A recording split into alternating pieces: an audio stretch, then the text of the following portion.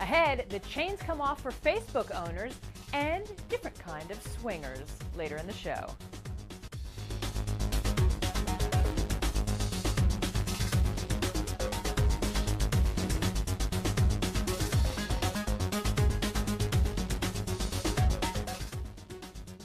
Welcome to 3 Times Square this Thursday from Reuters World Headquarters in New York.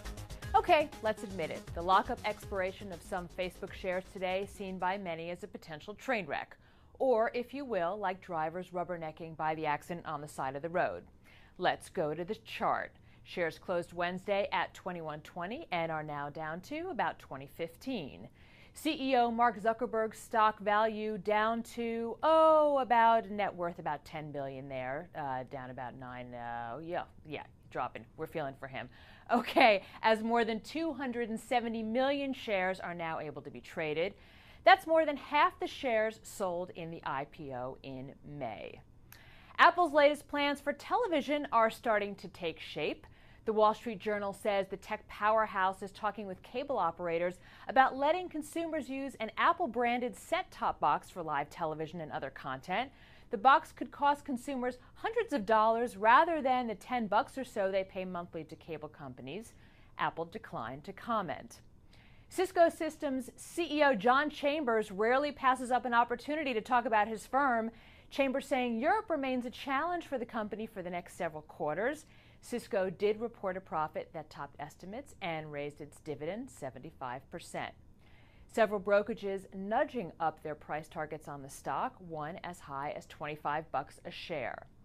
Fellow Dow component Walmart expecting turbulence overseas as well. It sees growth in international markets slowing and earnings for this year that could miss forecasts. The company's U.S. business faring a bit better. Walmart says the investigation into possible bribes paid by its Mexican unit continues and said it wouldn't comment further on this. Shares falling back from their high above $75 reached last month. One international market faring well in terms of retail, the UK. Our Axel Threlfall joins us from London. Axel, is this a bit of retail therapy in the midst of the debt crisis? Yeah, apparently we spent some money in the summer. It's news to me.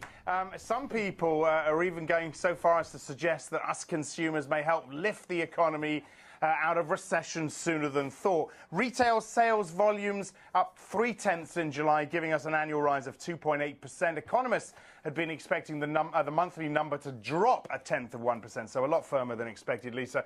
Throw in the upward revisions to construction and manufacturing numbers that we've seen, and it really increases the chances of an upward revision next week to the Q2 GDP number. Add to that a huge jump in auto output in the UK and some stronger than expected jobless numbers yesterday. And without tempting fate, things are looking a whole lot better. Okay, but speaking of auto, signs of trouble for GM in Europe? Yeah, it doesn't look good, actually, for GM's German unit, Opel. They're in talks with workers to cut their hours at the main plant there in Germany, given the weakening demand for cars in Europe. Let's put this into context. GM lost $747 million on its European operations last year, so quite a whack. So it has been a long time coming, this.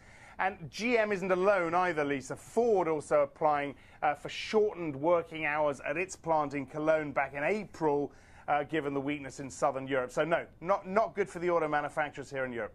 Okay, you'll stick to your BMW Autobike, right? Yeah, yeah. It was actually stolen at Christmas, but I'll get another one. Oh, no. Okay. Yeah. Axel, thanks from London. From baseball royalty to our power player of the day, King Felix Hernandez of the Seattle Mariners, pitching a perfect game yesterday against the Tampa Bay Rays in front of his home crowd of nearly 22,000. The Venezuelan right-hander striking out 12 in a tidy 113-pitch masterpiece. The 26-year-old, the third pitcher this season and just the 23rd overall to achieve such status. The only downside, said Hernandez, quote, "I'm a little sad my wife flew back to Venezuela last week. My kids aren't here. I'm all alone." And from one type of rotation to another. Who knew the Estonians were such swingers?